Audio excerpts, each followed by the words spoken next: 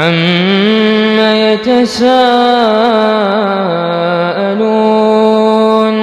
عَنِ النَّبَإِ الْعَظِيمِ الَّذِي هُمْ فِيهِ مُخْتَلِفُونَ كَلَّا سَيَعْلَمُونَ ثُمَّ كَلَّا سَيَعْلَمُونَ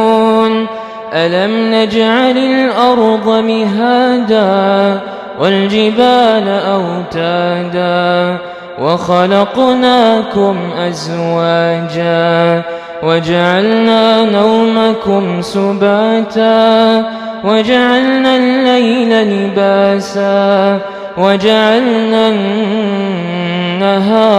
مَعَاشًا وَبَنَيْنَا فَوْقَكُمْ سَبْعًا شِدَادًا وَجَعَلْنَا سِرَاجًا وَهَّاجًا وَأَنزَلْنَا مِنَ الْمُعْصِرَاتِ مَاءً ثَجَّاجًا لِنُخْرِجَ بِهِ حَبًّا وَنَبَاتًا وَجَنَّاتٍ أَلْفَافًا إِنَّ يَوْمَ الْفَصْلِ كَانَ مِيقَاتًا يَوْمَ يُنفَخُ فِي الصُّورِ فَتَأْتُونَ أَفْوَاجًا وَفُتِحَتِ السَّمَاءُ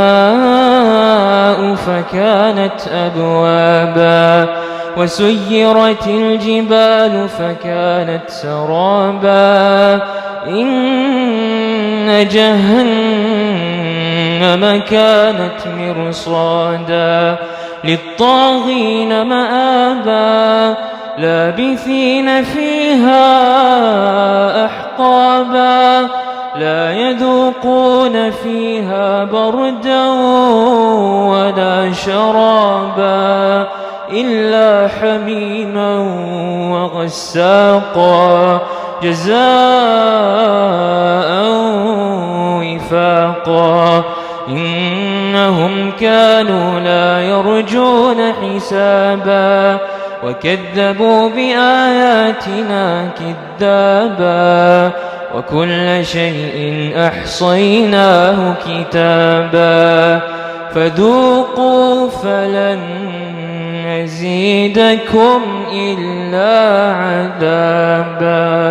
إِنَّ لِلْمُتَّقِينَ مَفَازًا حَدَائِقَ وَأَعْنَابًا وَكَوَاعِبَ أَتْرَابًا وَكَأْسًا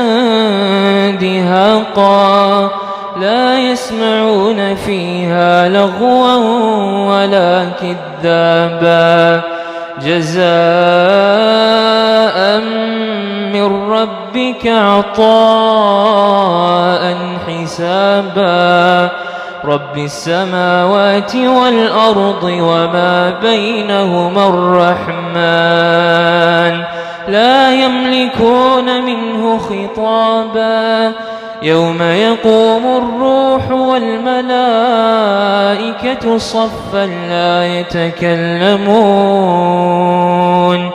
لا يتكلمون إلا من أذن له الرحمن وقال صوابا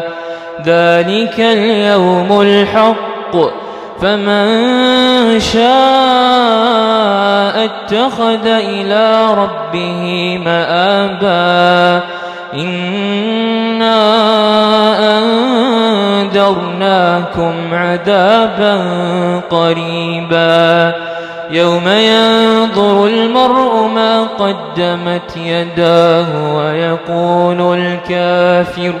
ويقول الكافر يا ليتني كنت ترابا.